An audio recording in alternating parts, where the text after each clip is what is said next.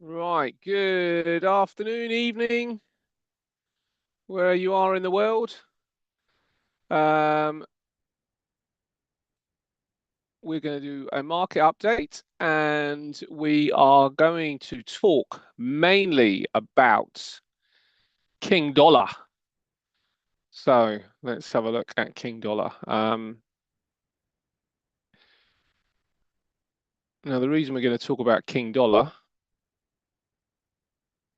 is because things are potentially changing. Now, everybody obviously knows about the election and the fact that Donald Trump is heading into office in January, and he has had a profound effect on the market. Um, so let's firstly start with the data, and then we will talk about how that might affect the price moves. So firstly, let's see what we got this week. This week. This week, here's what we got on our economic calendar for the week. Screen two, there we go. Right, here we go. So this is what we got for the economic calendar for the week. Let's see what might move this. Now, if you're looking at the Kiwi, you're really looking at trade balances. Out of all these numbers, the trade balance number is the most significant. New Zealand is a commodity-based currency. So with commodities, you do need to sell them. If you look at the trade balance year on year, then we can see that it's pretty low, but it is improving. So I mean, it's when I say pretty low, look at the extreme that we saw in 2006. So we went way we went way below that, and really this is sort of off the back of COVID. Um, Supply chain issues, and they're still feeling and still reeling from the effects of that. But look what's happened recently. We're starting to see an uptick in the trade balance. Now it's got a long way to go before it's really positive, but we can see really why the Kiwi's been getting such a problem. Now, Donald Trump coming into office is kind of suggested if you look at things like Bitcoin and the like, assets. So the risk on assets, they've really started to increase. So there is the sentiment looks to have shifted in the market. After sideways consolidation, the sentiment for risk is starting to increase. So will we get a decent trade balance number from New Zealand? If we do, the New Zealand dollar would be on our buy list. It's going to need to beat this negative 9090 for the year on year and the negative 2108 for the month on month number. So if it can eke up, if it can start to move up a little bit, these numbers here, the core retail sales, import and exports are basically linked to trade balance. So these two numbers here will be trumped by the trade balance. So that's what you're watching for the Kiwi this week. You got CPI from Singapore, which is actually, you look at the Singaporean economy, it's pretty good. So the Singapore dollar is a decent one for a buying opportunity potentially as well. Employment levels now, unemployment, this is from Switzerland. Employment from any country is really pivotal to the interest rate changes. So employment level will be key. I'm actually looking for some shorts in the Swissy. So we've seen the CAD Swiss start to move to the upside already. I quite like the pound Swiss as a potential long, but I'd want to see a bad employment level here to suggest that the SNB could be reducing interest rates again. That would maybe add to the picture, and an increase in money supply as well would be good, or at least a hold if money supply comes down. That tends to be quite bullish, so I wouldn't want to see that. But the employment levels more interesting to me. And then as we go through the week, none of these numbers I would be that interested in. BOJ core CPI is going to be of importance. If the yen continues to strengthen, or has a chance to continue to strengthen, I'd want to see a BOJ core CPI number, which is at least in line with forecast, but really higher, a tick higher. Looking at speeches from the Bank of England could be of interest as well, to see what they're starting to suggest. This is the big problem with the pound. I like the pound Swiss long, but the problem with the pound is that some of the economic data has been questionable at best. So not in great shape, really, the UK economy right now. Hi, Paul. Hi, Sang. Yeah, everybody else in the room, I hope you're all well and ready for the week. This is really my process, is what I tend to do, just kind of look through the data, see what's going to move the market. Now, the reason that's important is that it tells me when there might be a trade and when there's not a trade. So I'm sort of, at the minute, I'm thinking trades in something like the dollar, which we'll look at in more detail in a moment, could be of interest. But I would want to see a setup that was really clean early in the week, and if there wasn't one, then I'd wait for a data release, to try and get in. Now, there's obviously an RBNZ rate decision as well on the 27th of November. Now, we'll look to see what that might do to the Kiwi. See if that's going to be a buy or a sell. They're saying a reduction of interest rates. Now, that could be a sell. That would point to a sell, but it's not necessarily going to be a sell. So we'll talk about that as well in a moment. GfK consumer confidence from the UK, again, an important number. It's a gauge, really, of how the UK economy is doing. So this I'll be looking at. Now, that's on Wednesday. So it looks at the minute, we got a monthly CPI indicator from Australia. CPI, all important for interest rates. Looks at the minute that Wednesday's the day. So that's what I'm trying to pinpoint at the minute, first and foremost. Can I get an idea of what's going to be moving the market? ZEW also on Wednesday from Switzerland. So that would probably trump the employment numbers. So that's pointing to Wednesday. And then we really start getting into the meat with the US. The jobless numbers are going to be more interesting in a way than the core PCE prices, unless this is a real beat. If this starts to tick up really high, then that would suggest buying the dollar again. But really, I'm looking at the employment picture in the United States. GDP is going to be important as well.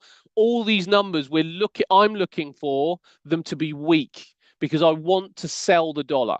That's all I'm really interested in, is selling the dollar. If these numbers are strong, I'm not interested in buying the dollar. So that's off the table for me. And when we look at the charts, that should become clear. Chicago PMIs, that tends to affect the euro more than anything else. Euro dollar, I should say. So that won't be in. Let's see what else there is on Thursday. Some M3 money supply. That's not going to be that interesting. Current account. More CPI data from Japan, which might be waiting for the yen until then. GDP from Switzerland as well. Now, really, what I'd really want to do, if I could get into a long pound Swiss, then I'd be looking for this to ride it further. So I'd want to get in before Friday and to see if that would ride it further. And then we got CPI data from Europe. Now, that suggests that we probably shouldn't touch the euro until Friday. So the euro might well be off the table. GDP from Canada as well. Seasonal biases for the Canadian dollar to be weak. So looking now at the charts, if we now bring the charts in, now the seasonals are, as I say, weak for the CAD. But if we have a look at the dollar, actually, any questions on that so far? It's the kind of process. So what I've tried to do is pinpoint the day that I'm most interested in to start with. And the day that I'm most interested in is Wednesday. And the reason that I'm going for Wednesday over every other day is that it's got the most significant economic data releases of the whole week. Other ones are significant for other countries, like the Eurozone will be significant on Friday. But I'm really interested in the dollar. So because the dollar is and the pound Swiss potentially, but because the dollar is the currency really that's probably the most overvalued, it becomes the most interesting for a turn. So I'm pinpointing Wednesday. Now, if you look at this, what's happened so far, dollar yen. So now the dollar yen, we do see a very strong trend to the upside. there, and then another trend which has kind of happened here. So it's kind of got a double layer kind of going on here. Longer terms here. So if this drops, then in and around this horizontal level, or maybe even the trend line, depending on what day that is. Now that suggests that's not until next week if it was to drop. That would create a head and shoulders pattern. So I'd be, if this was to come down, what I'd be looking for is a drop into the horizontal level, a rally, and then it would create left shoulder, head, and right shoulder. And that would come and test, potentially come and test. Now, it could be a bit more shallow than that. It could come and test this horizontal level and in and around this this trend line, and that would still qualify for the head and shoulders pattern. So that's what I'd be kind of looking for. A dip down, maybe earlier in the week, a rally into the number, possibly, and then we could see on Wednesday whether we can get some shorts in the market. That might happen, it might not. It might be that what we're looking at is this floats on Monday and Tuesday, and then Wednesday we do start to see the movement to the downside, which does suggest we could get a bounce, but that does also suggest that there's some money to be made on the way down. That's the dollar yen. Now you can see that the strong move to the upside means that it is going to be under pressure. If we look on longer term time frames, this is the weekly.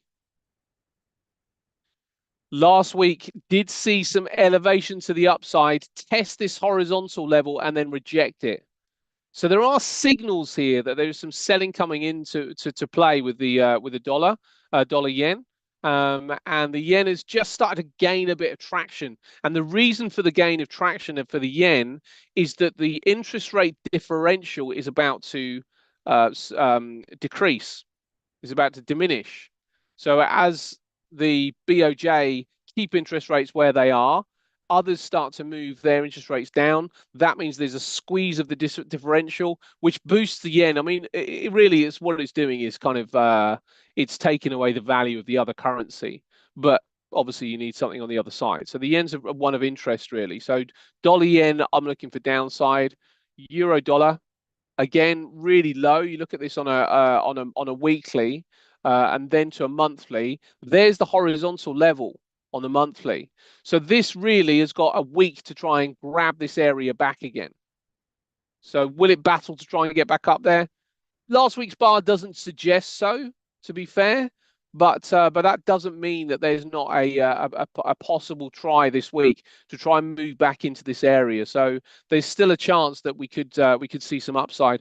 The daily bar Friday, not great. Now, as I said, the euro is not a great one until Friday to really take on and to really have on board. So even though this could rally because the dollar weakens across the board, it wouldn't necessarily be my favored choice.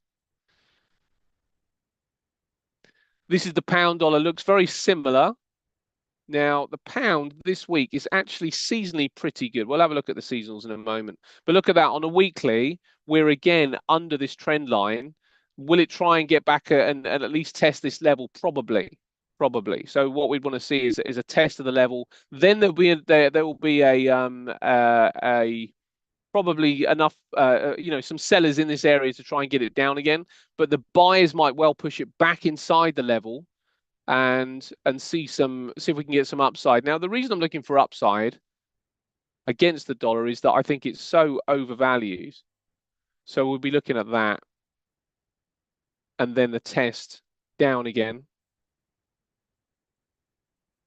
and then that would promote the buy the next week to sort of like see if the next bar was to go sort of like a lot higher.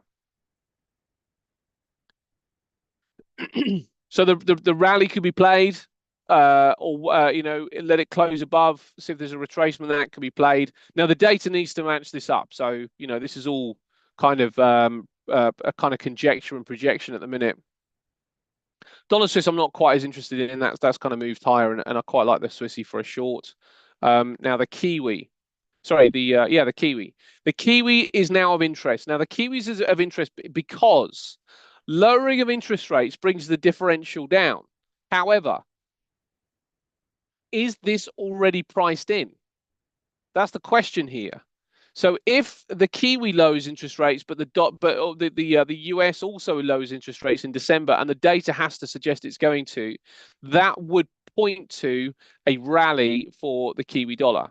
And if we look at where we are with the Kiwi dollar, there is some room to the downside. Whether it's there or there, there's some room to the downside. So we can't discount that. But there is also a little grab here, little trend line there, which you could probably even put down there. Ooh, that's not great. Let's leave it there. So that's not too far under either on the month. It does mean the week is closed below, but do we also get what we saw with the pound, where we try and move higher with an interest rate decision? Possibly. So into Wednesday, Monday, Tuesday, Wednesday. It's Monday, Tuesday. I'd actually expect the weakness in the dollar to start, and then do we get the follow through after Wednesday? So setups on Monday and Tuesday, I would be taking to the long side and against the dollar, and then to see if we can get some follow through. Now this is the one I'm most interested in, and it's the Aussie. Now, if you compare this to the others, the Aussie hasn't broken down. There's the trend line with the Aussie. Now, there's two really. There's one there. There's also one here. So where the dollar has managed to kind of grab a significant level against all the other currencies, it didn't do it against the Aussie. This is again on a weekly chart. It's closed under this horizontal line, just. So that's something of note. We need to be aware of that. But it does suggest that if this does move down again and holds this area here, or it bounces from that area, there is a buy level here on the trend line, which is around about 64.90. Maybe a bit lower than that, actually. 64.80. Between 64.80 and 64.90, the Aussie dollar becomes interesting. Now the data has to back it up. For this to rally, the data has to back it up, and the data has to suggest the Fed are going to move interest rates lower in December. Now there's been a little bit of a pause in the CPI data in inflation coming down. We're around about 2.3, I think, maybe 2.6 or something. So it's higher than 2%, but there are some signals that the US economy is coming under some pressure, and we've got Donald Trump coming in. So, he's a big advocate of lower interest rates. He loves them. So he's going to put some pressure on. Now that might mean that December's too early. He's not in until January, but he's kind of, the wheels of power would have started to move. So it's possible that he could shift it around. But between now, December and January, we're looking for upside against all against the dollar. Now it might be that we get one more interest rate decision in December, which is a hold possibly. Then we can start selling. So we're about 2 weeks away from that event. But it might be that there could be some positioning now to see what happens. Now that you can see, this is a weekly chart, and we got 1, 2, 3, 4, 5, 6, 7, almost 2 months of dollar strength, and we're in a buy zone against all the currencies. But this is the Aussie we're looking at here. So there is a decent argument to be made to say that we should be looking for a turn. So what does that turn need to look like? Well, I would go to 2 specific charts for that. The daily, for one, that's the trend line. So getting back this area, and it might be that we need to see, again, some sort of inverted head and shoulders. Left shoulder there. Let's do that in white. Left shoulder there. Head here, which means that we are currently out of the left shoulder. Now look at this daily bar here. That's pretty good. That does suggest some buying and bouncing off this zone here. We've also got this here, which is a morning star. So there's a few patterns. Let me just delete the other pictures here. This is a morning star, which is a 3-bar pattern. One push down, one kind of hold, and then one push up, and the close above the previous open, the 3-day previous open. That's a really strong pattern. I mean, it's not a textbook morning star, but it kind of gives us the same idea as a morning star. This bar here opens, it attempts to come down, but it ends up closing above. It's not brilliant, it didn't close right on the highs, but it's still quite informative that there is some buying down in this area. So that's the daily. So I'd want to see this come up from the head, come down, create a horizontal level, match the kind of trend line area, and then start going up again. And that could take a few days. That might well be in line with the next interest rate decision. So we need to be aware of timing. So the dailies of interest, but the daily for me to kind of be interested would be a break of this trend line or a return to here. Both would be good. You could trade both of them in different periods. Or if we want to get really aggressive, we can trade the 4 hour. Now you can see with the 4 hour, this is kind of hit this this kind of channel kind of area. Let's just make these lines a little bit thicker. It's hit this channel kind of area here, and it might even be that the channel's there. And we can trust this one probably at this stage because of the horizontal level support. So we can use this as a channel. So a break of that channel would suggest going up to the trend line. Whether we can get through it would be another question. But that would be another more aggressive way to play the dollar. Wait for the Aussie dollar, wait for the push up, and it might even have to come all the way up, then come down and test it there and then go. Or it might be that we trade the break, but anticipate this comes down. So take something off the table there. So take some dollars there, let it come down, add them back in here, and then see what happens.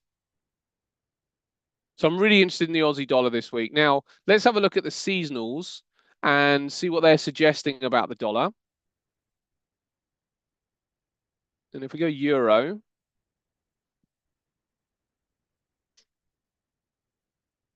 and I'm going to bring the 20-year in. That's the kind of longest one here. So we'll bring the 20-year in.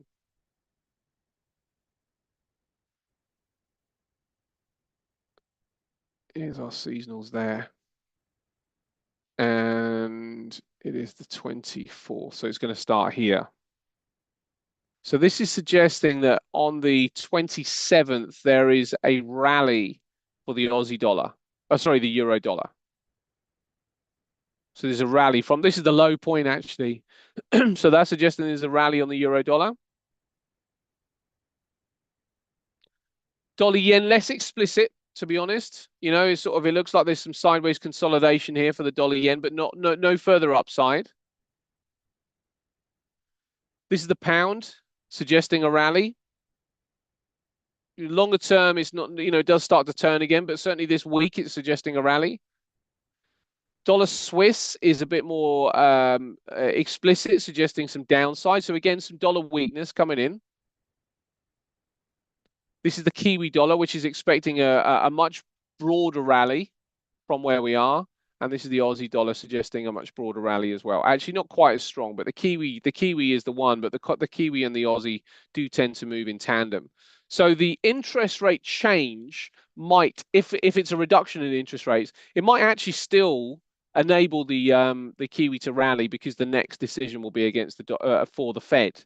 But an interest rate hold, you'd almost guarantee that this is going to rally, almost. So you're really looking at that number on Wednesday to see what New Zealand do and see what they say in the statement as well. The numbers from New Zealand haven't been particularly good, so interest rates, will start to come down. But what tends to happen is the dollar, really over a long period of time, tends to be below everything else, and right now it's above everything else. So there's already a kind of disparity with the average and the mean. So we really are looking for the Fed to start reacting aggressively. The biggest issue in the United States is the employment numbers, because unemployment. But in saying that, let's have a look at the employment numbers. But the biggest problem is that that the labour market is linked as closely to as anything else to the Fed decision making. Now, if we have a look at what's been going on last week, we keep getting numbers which suggest the labour market's in pretty good shape. We're just going to have a look at something. Let's have a look at the start of this month. And we're just going to bring in the dollar. Just have a look at the dollar.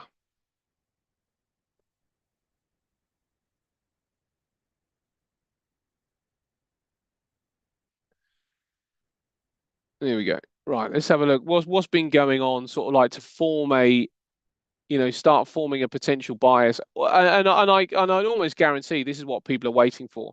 Now, this is the unemployment rate here.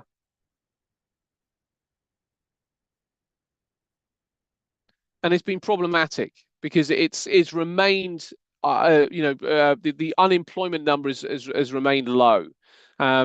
What we're really after is unemployment to start ticking higher. If the unemployment number can start ticking higher, that may well suggest that there needs to be some boost to economic activity in the labour market. But right now, it's remained low, so the dollar remains quite strong. But when you look at, some of the peripheral numbers, some of the satellite numbers that are being released, they're not in agreement. Non-farm payrolls was a big decline on the 1st of November, and if you then look at things like the ISM manufacturing number below 50, which is contraction. Now, that is obviously damning for the labour market and also damning for prices as well. So that would suggest some weakness in the CPI numbers, but that would tend to predict it around about 8 months in the future. So we're kind of early in this run, but that's been predicting for quite a while. If you look at the PMIs here, manufacturing PMIs, these have been below 50 ever since April. So if this is going to predict it around about 8 to 12 months in advance, we're nearing that time where this is suggesting lower inflation. That's what it tends to do. It tends to lead the inflation narrative. And I say tends to, it doesn't always. So what traders are then looking for is the inflation narrative to sort of agree with that. Non-manufacturing is not as significant for inflation, but again, you sort of look at these jobs numbers and they're just all over the place. Continuing jobless claims is a climb here. Initial jobless claims was a climb there as well.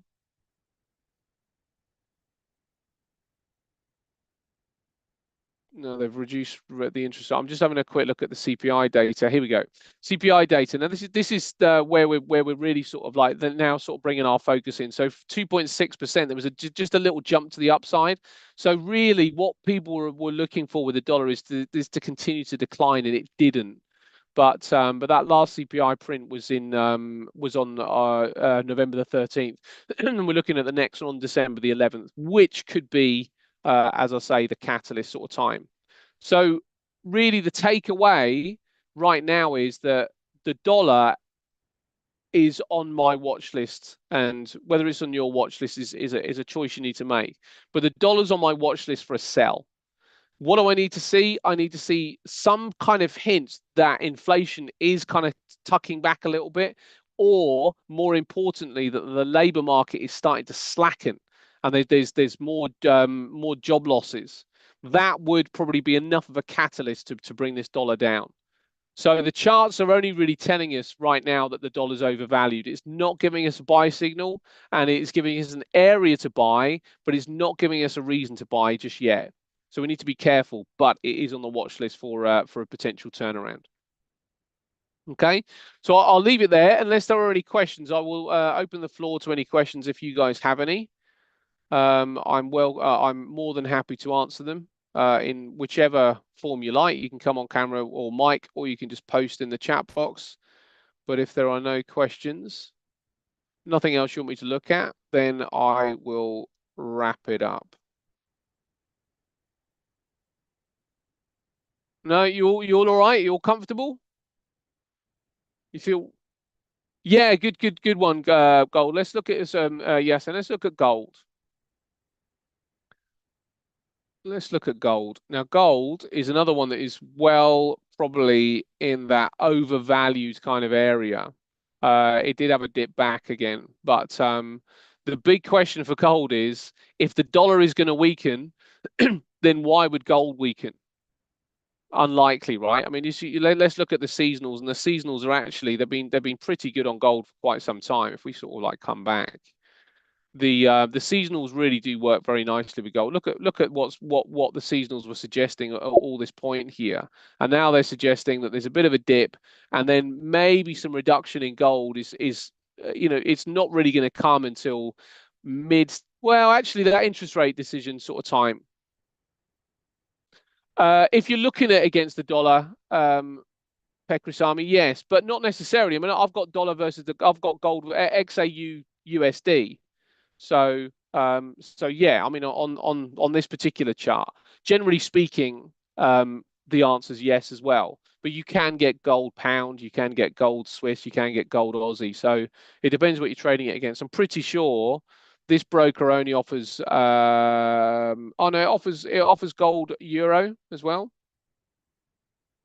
So gold pound or gold, sorry, gold dollar or gold euro. But yes, on the whole, you are looking for gold to be against the dollar.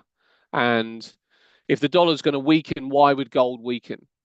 The only thing is that we need to be very careful with gold because the dollar might weaken against all other currencies, but actually strengthen against gold. That can happen.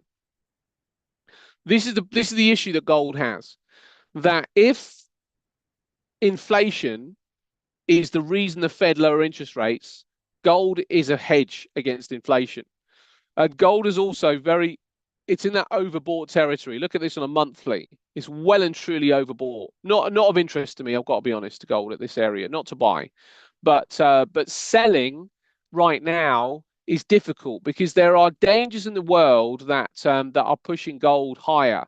But can they get some sort of deal in and you need to watch this stuff. So even though the fundamentals might be one way or the other for gold, you need to understand that some of the reason that gold's rallied so hard is because of global fears and people fly to things like gold when they are worried about global tensions starting to raise up again. Can there be some sort of agreement of a ceasefire in Russia, sorry, in Ukraine? It's possible. It really is very, very possible. Donald Trump, seemed to have a much better relationship with Putin. So could he form a ceasefire? He maybe. So that could push gold lower. Could there be some sort of resolution in the Middle East? Maybe less likely. That seems to be ramping up a bit more actually. So that kind of keeps gold elevated. So this is one of the dynamics we need to be a little bit more aware of as well with gold. Yes, it's a hedge against inflation. So inflation comes down, that could start to weaken gold. But I think the biggest thing is probably geopolitical tensions because this rally has not been all about inflation. This rally has been to do with worry and concern and protecting. So that's what we'd want to look for. But right now, there's not really a whole reason to sell gold. There's still conflicts going on. To a degree, they're ramped up a little bit. There's still inflation, which is above 2%. So that sort of like keeps gold on the buy side. Intraday, gold's a buy. Longer term, I'm not so sure. I think we should be waiting for some short signals, and they're not there yet. So that's that would be my synopsis with gold. Oil. Oil's in a buy zone. You look at this on monthly. Oil's in a buy zone. Um, can oil get the rally here that it needs to? Well, if you sort of like consider Trump's last administration, it would have been sort of 2016. So 2016 to around about there. I mean, you can see that, aside from the kind of COVID-19 scenario, oil was kind of going up. The thing about oil is that it is associated with growth. People use more energy when they are more bullish, when they're more confident, when things are growing. there is a sentiment with Trump coming in that there will be growth. There will be lower interest rates, and there will be much more growth in the world. Again, that's going to push the dollar lower, and again, that should have a positive effect on oil. So even though I don't think oil is necessarily going to fly to the upside because of the lack of supply, I do think that there's probably we are in a buy zone, and there's probably enough to suggest that we should go higher rather than starting to come down from this particular point. One thing that you got to watch with Trump is the production. So if he starts to announce that there's going to be a glut of production in the United States for oil, that would potentially drive the price down. But again, global tensions in the Middle East, that could flare up. Oil's in a buy, on a buy level. So oil's a lot more interesting than gold. Gold's difficult because gold's in a sell area, really has been for a while because it's overbought. But there's too much out there to suggest that it's going to be a difficult trade to short gold. Too much tension. But with oil, it's a bit more interesting because oil's actually on a buy zone. What happened last week? Another hold, sort of, in this area, and a really strong looking bar as well, closing at the highs. There is a Trump administration which is more, associated with allowing the economy to grow by lowering interest rates. That should boost oil. That means that lowering interest rates will weaken the dollar. Oil is traded against the dollar, so there's lots of reasons that you would suspect that oil is a buy rather than a sell on a daily. What's happened? So you got a couple of trend lines here. You got that one. Maybe you got three or maybe even more. There could be one here. This area is not great, so let's not use that. Let's see what this looks like. It's probably there, actually. Maybe just a hint that started to come up. Yeah, a double bottom down here. So, that there are sort of maybe some signals that yeah, I mean, the inventories are, something to watch week on week, Gary, for sure. And if you want to kind of like see what Trump is doing, or what any administration is doing, then yes, look at oil inventories. But I think if you just think about the macro picture would suggest a boost up in oil. And you'd want to see that in the micro, which would be the inventories. You'd want to see those inventories depleted. But the macro picture would suggest a boost in oil. As I say, you got this double bottom here. You got this horizontal level that we've had a bounce up from. We've got have we got our higher low? Well, maybe there, not really sure, but there was a break of this at 73 I think is going to get the bulls really interested. But I would already suggest that this is potentially on its way. So you could be looking at pullbacks, but ultimately this to me is going to 75 and above. 75, between 75 and 80, and it's currently at 71. So I'd be bullish on oil personally.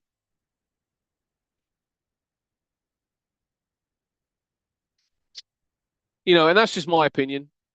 I wouldn't touch gold. I'd be bullish on oil. That's the way I'd look at it. And then you'd be bullish on the FTSE because the oil has got a pretty high correlation to the FTSE and the CAD and the Aussie as well. So another reason that the Aussie could get a boost if we see oil start moving higher. Now, Bitcoin's a tricky one. Bitcoin's a tricky one. Again, you're looking at BTC and sort of basically sort of saying, well, I've got friends that are really interested in Bitcoin after not being interested for forever, and now all of a sudden they're thinking that they want to buy this market. Well, Bitcoin is well and truly overbought. Now, the big issue. This is really sort of this the issue for Bitcoin is almost twofold here. You kind of look at this. There's a trend line here, this high and this high there, which leads us up here. This is a monthly chart. Now we're currently above that trend line, but do we hold there by the end of the month? I don't know. The other big number is 100. 100,000 on Bitcoin. Does it, can it really sort of like get through that after such a strong run? It might do. And there might be another 10, 20% in this one. But to me, Bitcoin's in a sell zone. Now, that doesn't mean it's going to sell off. And it doesn't mean I'm bearish on Bitcoin, because I'm absolutely not. But it's in a sell zone. And I wouldn't be interested in buying it at these particular levels. Um, if you kind of look at the pattern here, there's an inverted head and shoulders, and the inverted head and shoulders measured move.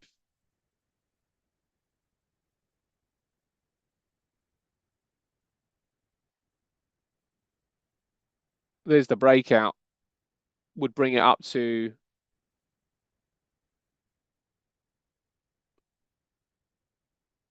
around about 135. 135, 140. So in that area. So there's potentially another 30, 40% in Bitcoin before we really sort of start to see the sellers come in. but it would have to do it in the next month for me, because when Donald Trump comes in, are we going to get a kind of buy the rumor, sell the news kind of scenario? So I think over the next month, it's your fair game on Bitcoin. Take everything that you can from it. Possibly we get a what would be better is a retracement down and then a move back higher again. It'd be healthier for Bitcoin.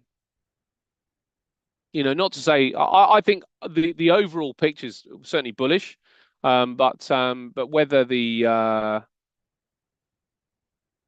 whether it kind of goes up straight away is a big question for me. So it's one that if you're not in, I would wait for 72, 75, before I'd be interested, or see a break above and then a retest of the 100,000. As long as it hasn't already touched 40, as long as it doesn't go up to 40 and then come back, because that would be a bit worrying. But if it got up to around about 110 and tested the 100,000, that would possibly be a place to get in. But I think you really, with Bitcoin, you want to draw your trend lines, and it respects these levels quite nicely. So you get your trend lines in and see where it's suggesting. This would suggest that there's a trend line here with a horizontal level. So that would be a nice area. So 75 would be a nice area to buy it. Otherwise, this to me is in a sell zone right now. So I wouldn't be that interested. But good question, and well worth looking at Bitcoin. Righty. Let's wrap her up then, unless there's anything else. You are welcome, Yasin. That would be my thing. Right, hopefully I'm going to see some of you in Singapore. I'll be there in 10 days or so. So hopefully I'll see some of you in Singapore. And you're welcome, Gary. And we can sort of talk in a bit more detail. And I've got lots of cool things to show you and to give you as well. See you online. Amazing. Yeah, see you online. So I've got some really good things to give you um, for the Singapore thing.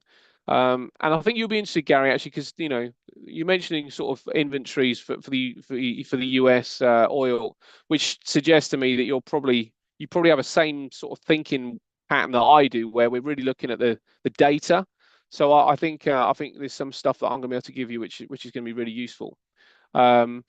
See you soon, Randy. And anybody else that's in Singapore, I will see you then. If not, I will see you all